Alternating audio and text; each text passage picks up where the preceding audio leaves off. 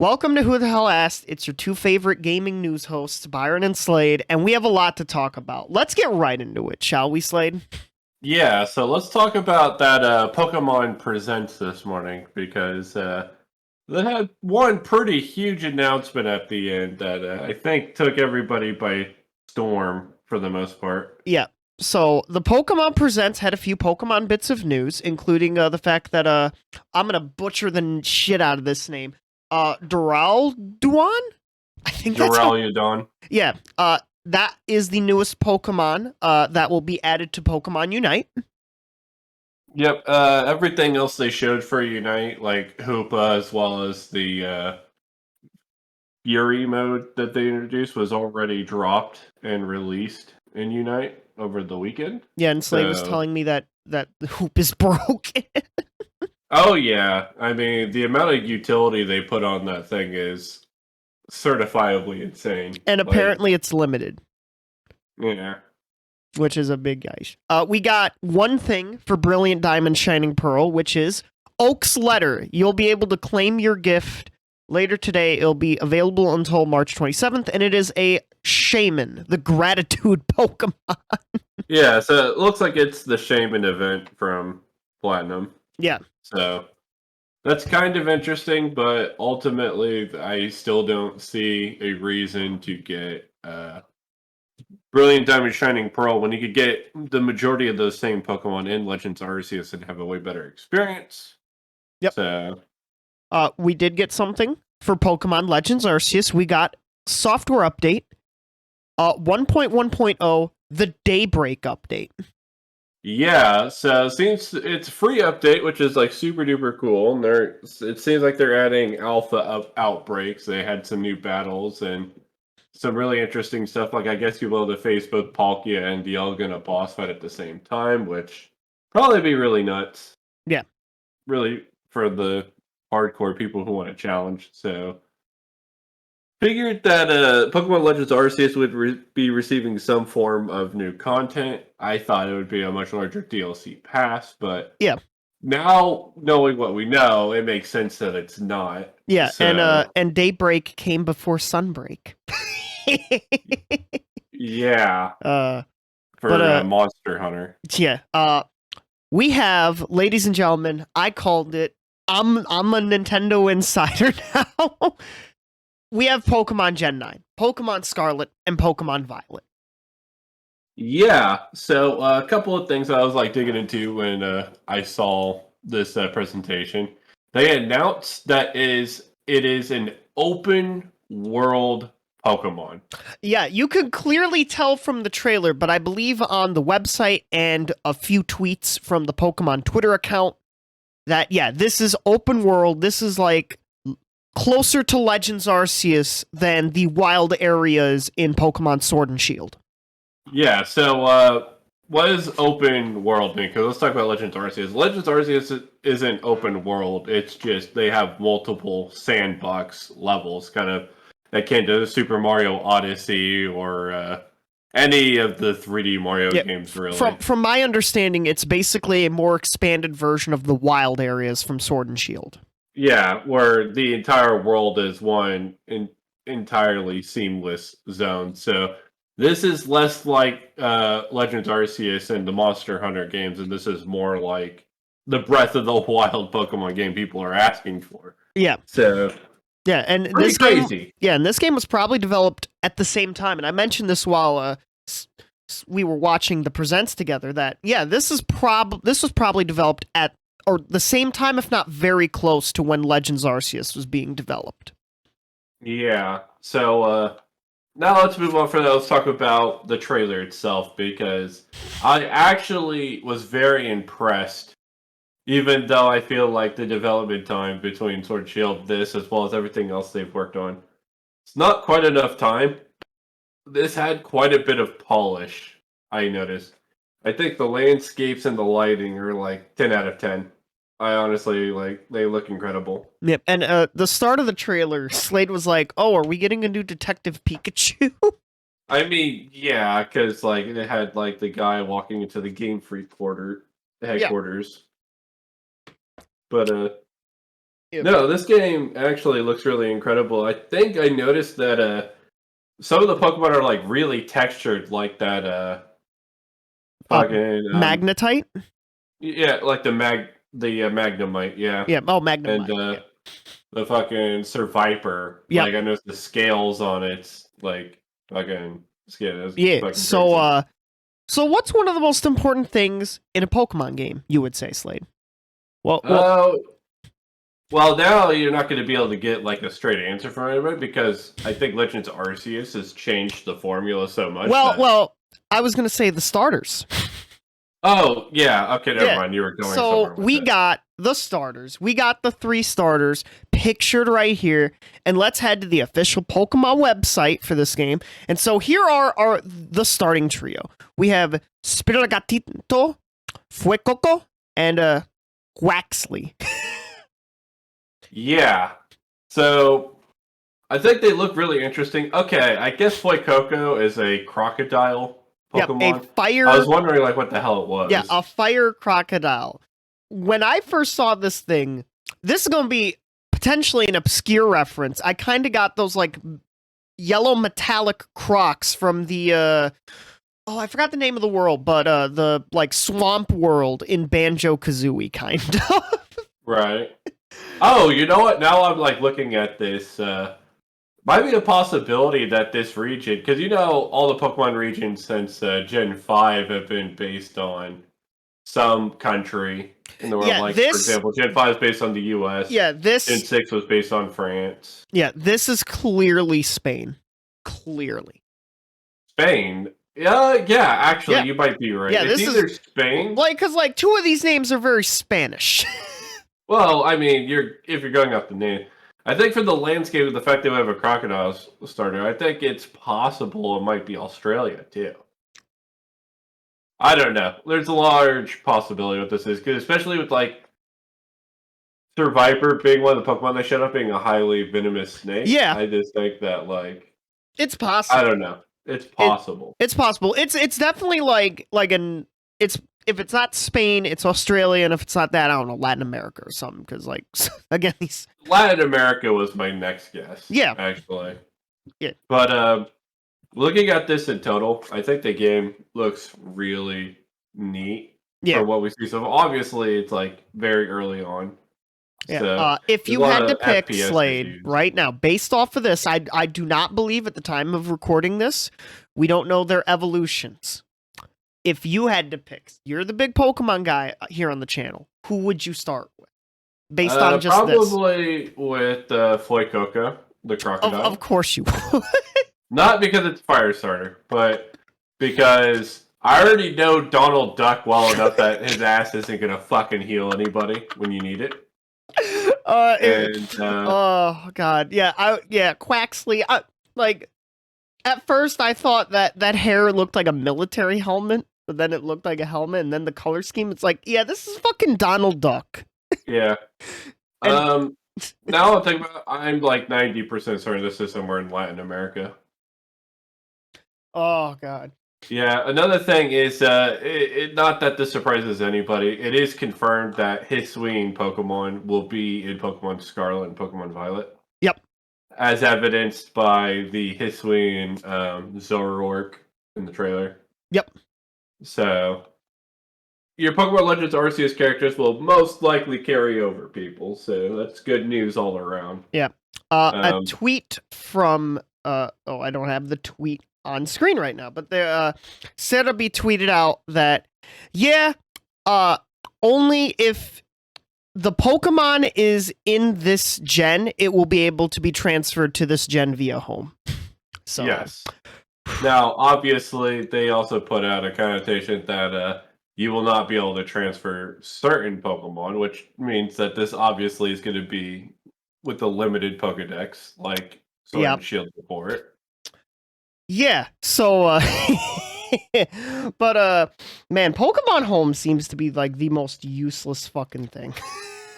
Because like it still hasn't come to Legends Arceus. It still hasn't come to BDSP. And like people are paying for that.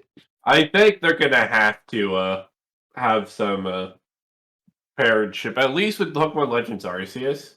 Yeah. Simply because you saw Hisuian Zoroark in the trailer. Yeah. So it's like, you know that they're going to have to find some way to move the Hisuian region Pokemon over to Legends Arceus.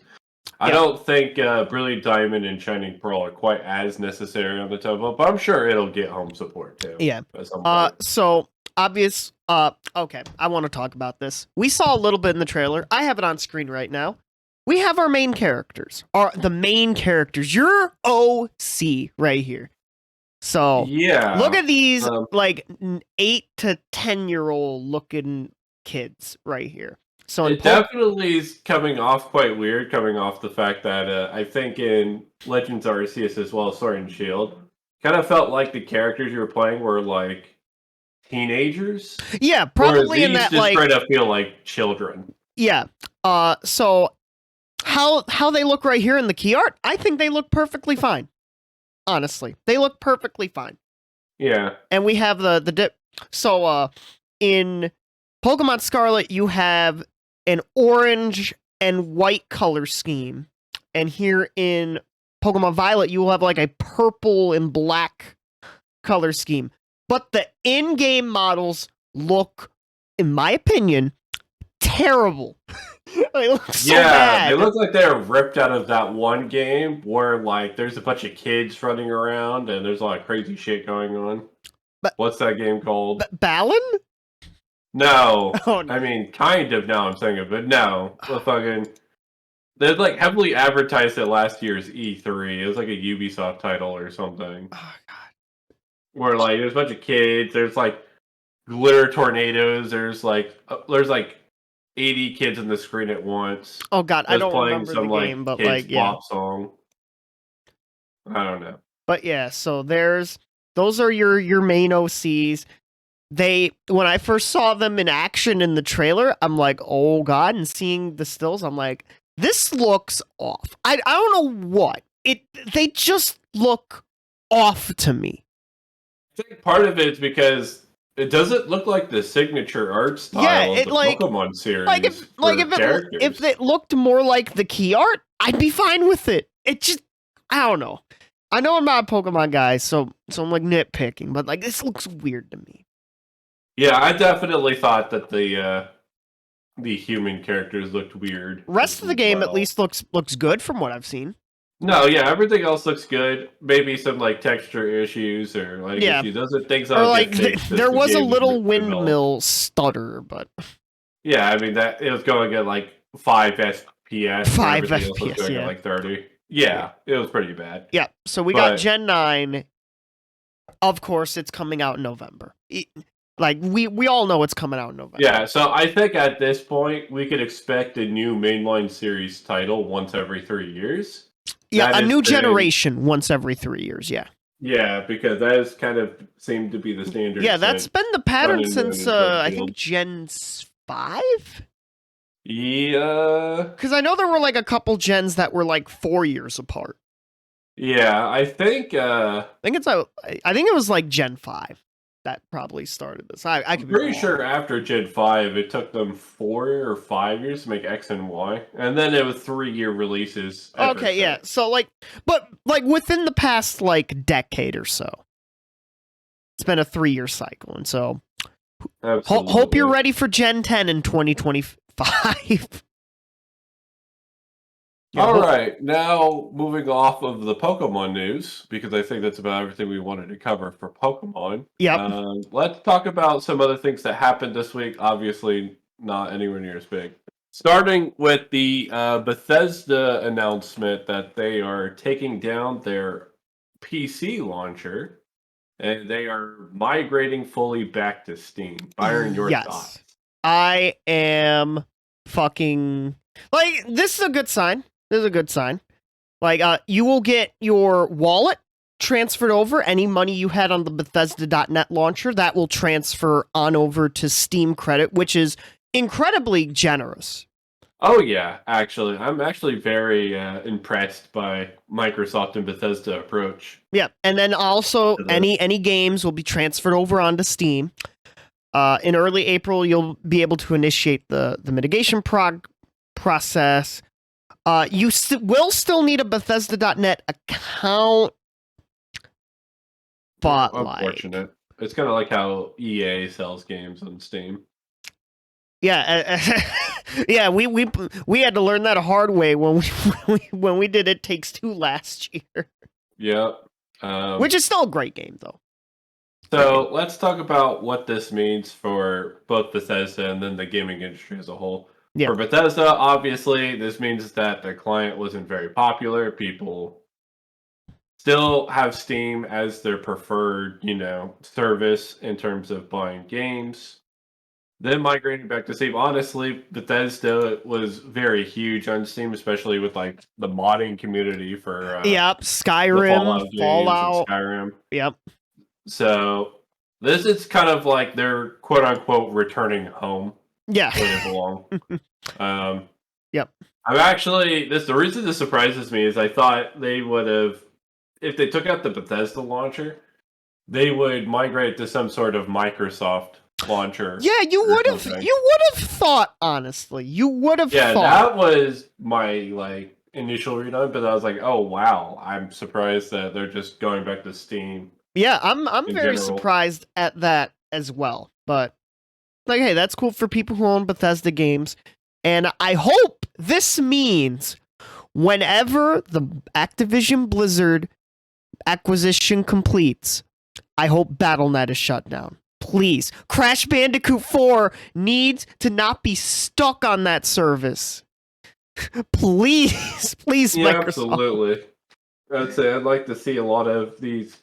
And the thing that sucks about this is because, I get why companies open their own, independent services and stores. It's and launchers, they can make the full profit off these games instead of having to give a cut of the share to or they go to Epic to get the money bag.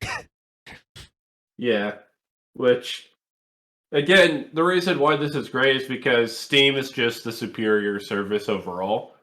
No other store or app online provides you with as much information and as much games, user-friendly details in games. Yep. That Steam does. Yep. So absolutely, yeah. Now, it's been dominant for so long for a good reason. Yeah. So while Steam's a very great service, obviously there's going to be concerns about, does this give Steam a greater monopoly on the PC gaming market? Well, the answer to that is no, because Epic Games has stepped in and they've tried to, get multiple games exclusively and whatnot. Most recently is Final Fantasy VII Remake. And Kingdom Hearts. Yeah. If people are worried that Steam's overwhelming popularity compared to everything else will push or will strong arm a lot of these companies to deal exclusive with my counter argument to that is other online stores, apps, and services need to step up their game. Yeah, that's pretty much it. Yeah, they step up your game. Other legitimately PC good reasons to people if Epic Games wants people to make Epic Games accounts and whatnot and use their app, then they need to step up their app. They need to step up, honestly, everything. Because, right now, it seems like their play is to just get as many exclusives as they can. Yeah. And I don't think it's working. Yeah. Okay. All right, so what else happened in this insane week, Slade? Okay, so this one pertains to Smash players in particular. EVO announced that their event will be returning this year, but Nintendo has decided that Super Smash Bros. Will not be a part of it. Yeah, so the full statement, please join EVO on March 8th, 5 p.m. Pacific on twitch.tv for the EVO 2022 announcement show. We want to let you know in advance that Super Smash Bros. Will not be making a return. Since 2007, we've seen historic Super Smash Bros. Moments created at EVO events. We are saddened that Nintendo has chosen not to continue that legacy with us this year. In the future, we hope once again to celebrate the Super Smash Bros. Community alongside them. So yeah, all right. this one is pretty huge news. Yeah, this one kind of came out of nowhere. didn't it? Yeah, so we know that Panda Global and Nintendo entered a partnership to fund an official circuit. So Yes. that's probably a large part of why we don't have fucking Super Smash Brothers at EVO. Yeah. But I think the main thing is, and a lot of people are going to point to last year's controversies as Which like the big factor, which I think which part of it, it's but possible, but like out of the let's be potential. real. This is because Sony acquired EVO, and this was always going to happen. Okay, yeah. So I know people speculate. Oh, it's because Sony. It's possible. I do think the Panda Global thing, which we did Yeah. cover in a previous episode. I think that is the biggest factor as to why Nintendo are like, okay, we're gonna pull Ultimate out of EVO. Some other reasons, like Smash isn't as relevant anymore because its DLC is pretty much done. That could be, but like that's like it's like that like Mr. Wizard thing. It's like very low on like the totem pole of reasons why Nintendo would pull EVO. And then of course Nintendo could just be Nintendo. And you know how they are, Slade.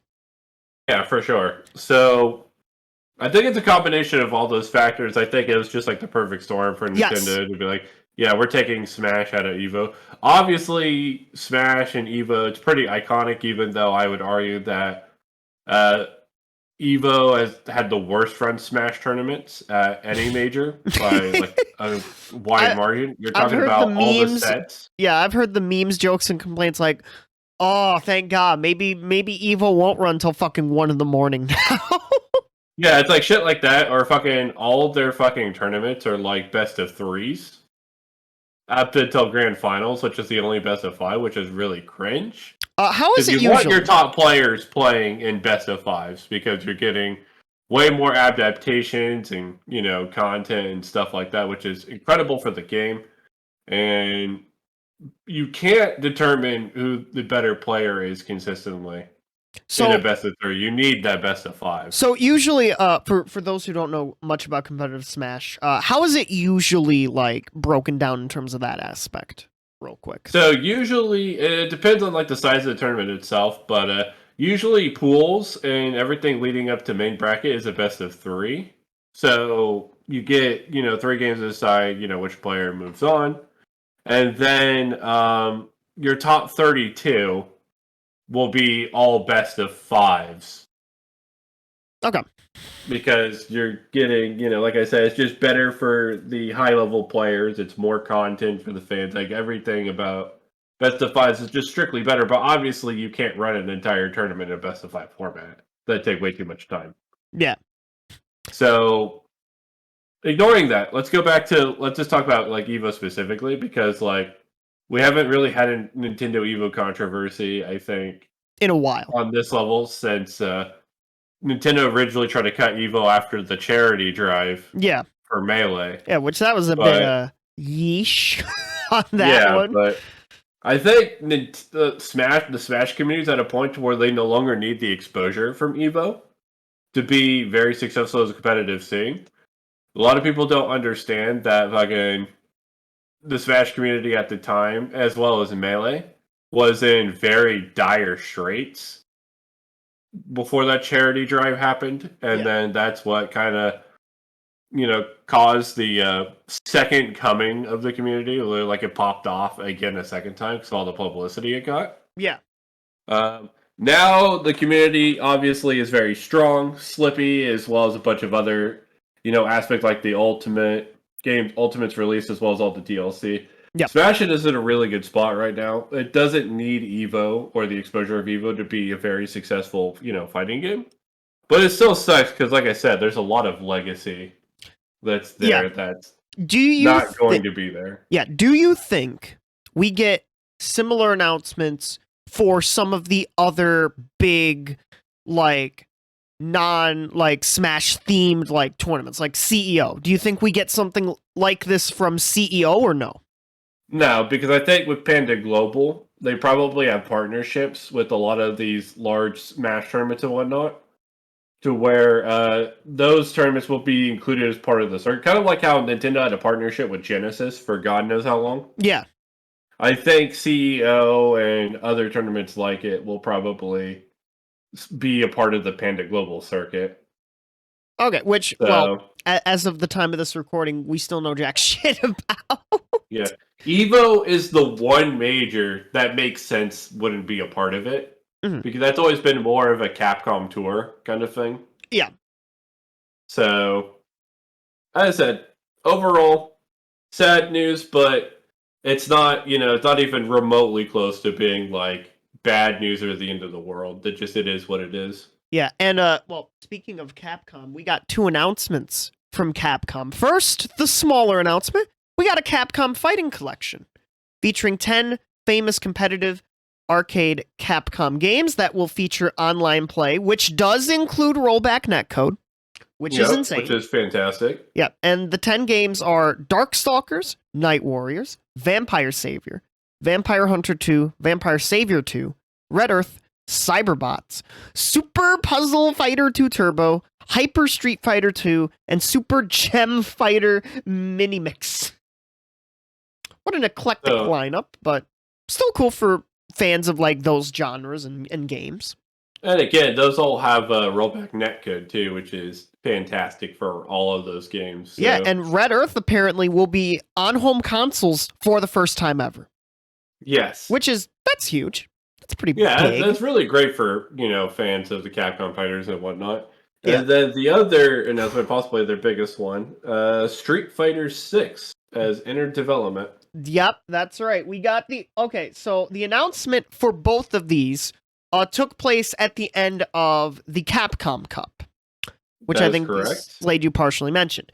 This announcement was supposed to take place at midnight. It ended up taking place at 1 a.m. because apparently the tournament ran way too fucking long. Yeah, that's pretty, that happens quite a bit for, like, tournaments and whatnot. But I think it's really cool that, like, Capcom announces a lot of these things at the tournament itself. I remember when Nintendo announced the Smash Direct at, that EVO. Yeah. I think it's really cool when, developers get involved with their community like that. So, yep, but that being said, I've seen the logo for Street Fighter 6 get kind of fucking shat on and memed to death. Yeah, okay. Let's talk about before we get into the actual game and the look and stuff. Let's talk about this logo. So, traditionally, the Street Fighter logo, it's like big, bold, like orange, yellow, red letters, like Street Fighter. Like, if you see a Street Fighter logo, you know it's a fucking Street Fighter logo. Yeah. This has like a modern day, like, esport kind of look. Like, it's like a kind of sort of generic esport look. Which isn't necessarily a bad thing, because it looks fine. Even though that 6 is just plopped on there like, hey, you have fucking like 6 Discord notifications or some shit. Right, that's what I'm saying. It's just, I don't think the logo is very good. Yeah. And obviously, it's not like important in the world. I think they were going for professional, like, esports looking approach. Yeah. But that being said, it's obviously a huge departure from what they've done previously. Maybe that's their goal. Well, and apparently people found out that it looks very much like a stock Adobe logo you can pay $80 for. It looks very similar. That's hilarious. Yeah, it looks very, very similar. Looks very similar indeed. I sent you the image, Slade. You can have a look. But yeah, it looks like an Adobe stock logo, and they made a few changes and added 6 notifications to it. No, I've already seen the logo. But yeah, so that was surprisingly like the biggest controversy with Street Fighter 6, which is weird. It's like so let's talk, because Byron, you had some speculation the other day before the Pokemon craze happened and whatnot. About going free to play. Yeah, so you let the cat out of the bag. Yeah, so Street Fighter 6. Obviously, we don't know what platforms it's coming on, but my gut feeling is that, yes, Street Fighter 6 will be free to play. Yes, that is my scalding take of the year, probably. Like, Yeah, imagine they'll have something where you buy DLC characters and packs and whatnot for it. yeah, but, or like they will find some way to monetize. Like they were already probably going to find a way to monetize the shit out of this game. But I just feel like, and it's my gut feeling, like we're probably going to get the first major free to play fighting game, because there's like one fighting game that's already out that's kind of free to play. I don't remember the name of it. And then we also have, of course, our favorite new topic to bring up every so often, multiverses. Yeah, that's going to be a free-to-play fighting game as well. Yep. Yeah, and I believe Riot Games is also developing their fighting game that they have coming out as a free-to-play fighting game as well. Yep. So that might be standard for the genre moving forward. Yeah, it's very possible. Like, I think Capcom might look at like something like all the FPS and like, okay, this is a successful formula for that. Maybe we can dip our toe into that formula. Like, who knows? Maybe this will be your traditional. I was about to say traditional $60, but I'm like, oh no! It's gonna be $70. I guarantee you. If it's paid, it's gonna be $69.99. I guarantee you that. But yeah, that's my scalding take. Is that Street Fighter 6 is probably going to be free to play, and probably only available on PC and the PS5, Xbox Series consoles. What are your thoughts on my scalding take? I don't think it's actually all that scalding. I think I don't think it will go free to play because it's a Street Fighter game, and I think Capcom's going to want their $70 for it. Yeah, that's fair. But that being said, I don't think it's a scalding take because, like I said, it seems like this is the direction that the fighting games are heading in general. Yeah. And who knows? Maybe in 5 years it'll be the standard. Maybe, who knows? Who knows? But yeah, let's talk a little bit about the few characters that we saw. We saw Ryu with a beard, which is new. Yeah. Yeah. It's not the first time. No, but like in this quality. But yeah, in this quality. And then we got, now, I don't know my Street Fighter. Maybe Slade, you might be able to help. This ninja-looking ass motherfucker. Hold on. I don't even have it pulled up. let me get you the image. But yeah, this dude on screen to me looks like fucking Ninja. Like, the streamer Ninja. Famous Fortnite personality Ninja. Fucking like, oh, this isn't a game, this is life. Fucking Ninja. That Ninja. Honestly, yeah, I get those vibes. I'm not a big Street Fighter player either. Maybe it's just how they shot this or how they made this, but yeah, apparently this is set to be in the Capcom RE engine, which is really interesting. Yeah.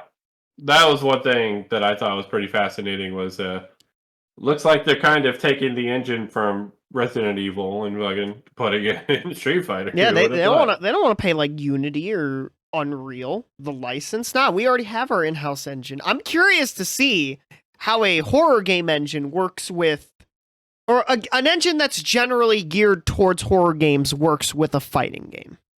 Right. Yeah. And apparently we will be set to hear more about this in the summer. So look forward. Yeah, look forward to more information. And I still can't believe that fucking Adobe controversy. We'll see if that sticks. It's gonna stick. I guarantee you that sticks. A lot of people really complained about it. I'm like, okay, like it's not the traditional Street Fighter logo, but like it could be worse, honestly. Yeah. All right. So last topic for the day, and probably one of the larger topics, even though I'm not personally interested in VR.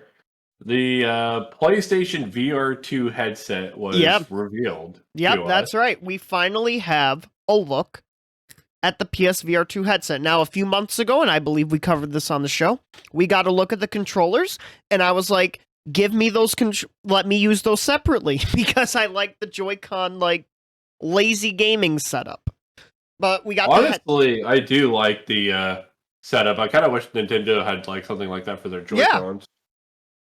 Yeah, but yeah. So we now have the PSVR2 headset.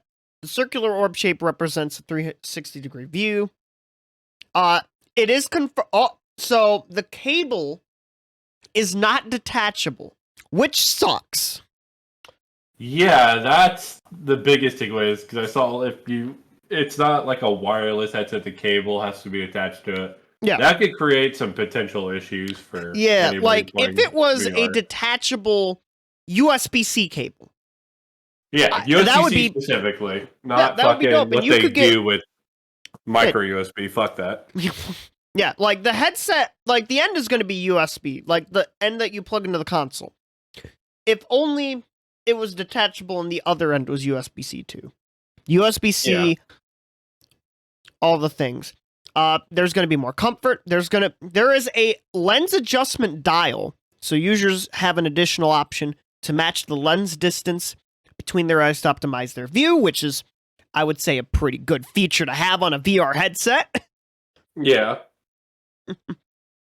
There's a new vent design, which will hopefully help with airflow, because I've heard sometimes it can get really hot inside of these VR headsets, especially if you have glasses, like myself. And it's going to be slimmer. It has a built-in motor for the headset feedback, slight weight reduction, and a slimmer design. So yeah, we got more information on PSVR2 in terms of the headset. There's still plenty of exciting features to look forward to. And yeah, there'll be more details soon. Trademark. Alrighty, so that is about everything we had to cover for the week. I think we all agree that Pokemon dropping Gen 9 is probably the biggest bit of news. Yeah, and that's why we did not record this episode until today, actually. Until the day of the presents. Yeah, because we kind of wanted to watch it and then put together, the entire our reactions to it plus a video for you guys. But anyways, this has been Slade. And this has been Byron. We will see you all next week for more insane gaming news. Bye-bye.